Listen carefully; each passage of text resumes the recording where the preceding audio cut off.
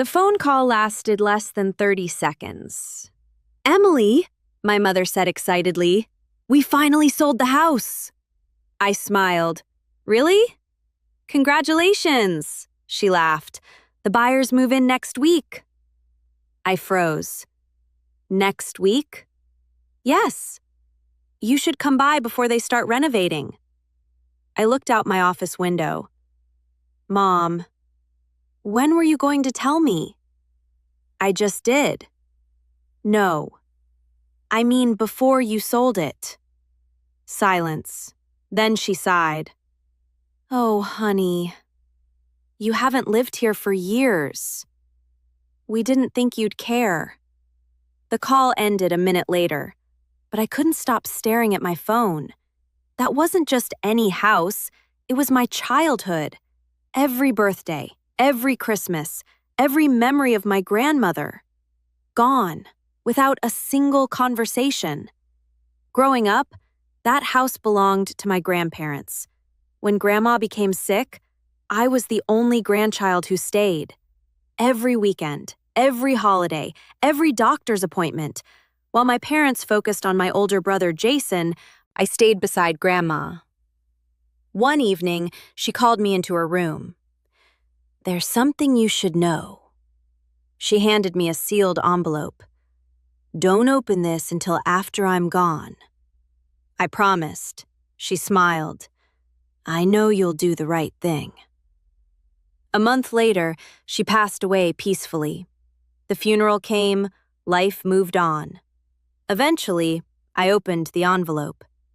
Inside was a handwritten letter, along with copies of legal documents. Grandma had quietly transferred the land beneath the house into my name 2 years before she died. The house itself still belonged to my parents, but the land legally belonged to me. She explained everything in her letter. "Your parents only ever cared about the house. You cared about the family. One day, this land may protect you." I never told anyone.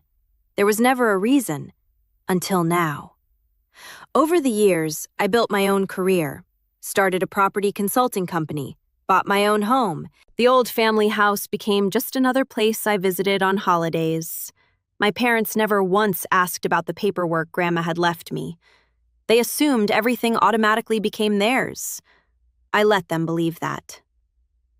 2 days after Mom's phone call, I drove past the property. A large sign stood in the front yard. Sold. Workers measured the driveway. A moving truck waited outside. The new buyers looked excited. I couldn't blame them. They thought they had purchased a beautiful family home. They had no idea. Something important had been overlooked. That afternoon, my brother called. "So? I heard Mom finally sold the place."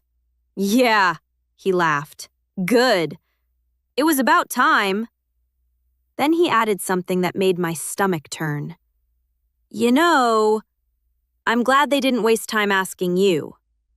You get emotional about stupid things." I stayed quiet. He continued. "It's just property." "No," I replied softly. "It's history." He laughed. "Same difference." The following Monday, I received an email from a law firm. Subject: Urgent Closing Matter. I opened it immediately. The buyer's attorney requested a meeting regarding the property title. Apparently, something unexpected had appeared during the final ownership verification. I already knew what it was: the land registry. For the first time, someone had finally noticed. The house had been sold, but the land beneath it belonged to someone else. Someone named Emily Carter. The meeting was scheduled for Tuesday morning.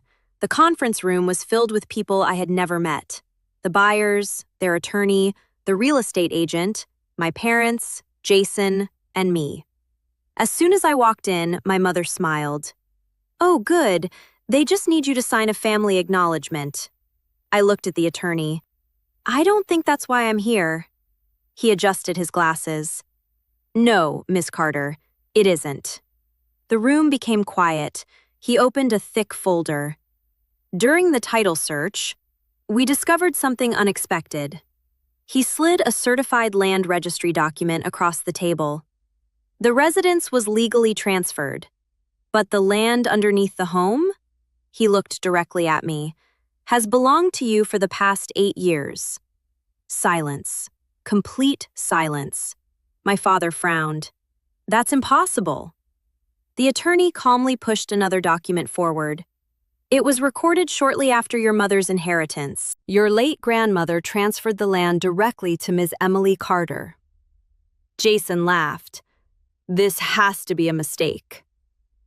I quietly opened my handbag. I don't think it is. From inside, I removed the original handwritten letter my grandmother had given me, along with the original deed. I've had these since she passed away. Mom stared at me. You knew?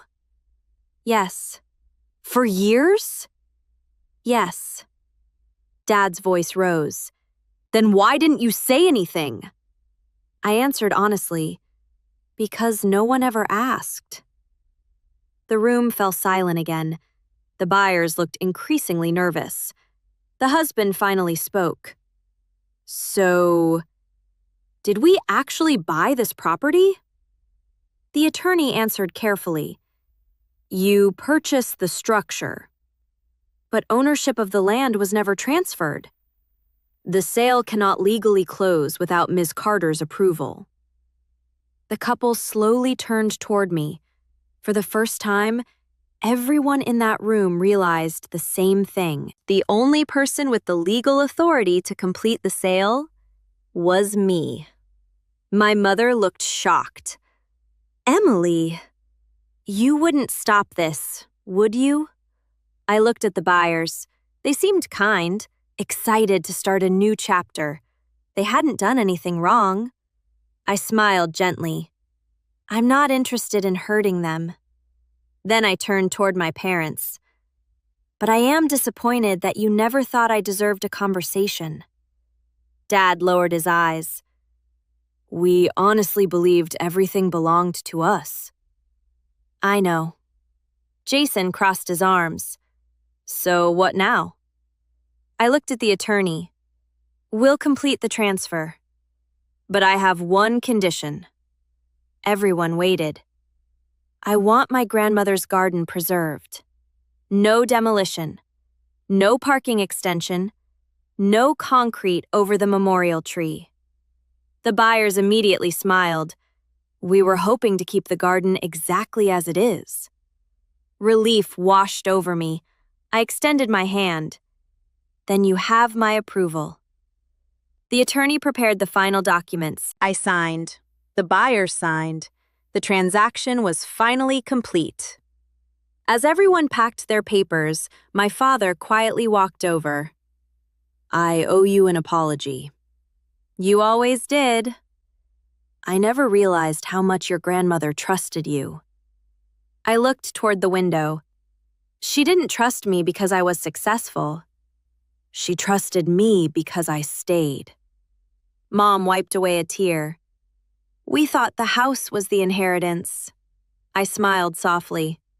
No. The memories were. And Grandma knew exactly who would protect them. A week later, I drove past the old house one last time. The new owners were planting fresh flowers around Grandma's garden. The memorial tree still stood exactly where it always had. For the first time, the property truly belonged to people who understood what it meant. My parents thought they owned everything the day they sold my childhood home. They never imagined the most important part of that property had never been theirs to sell.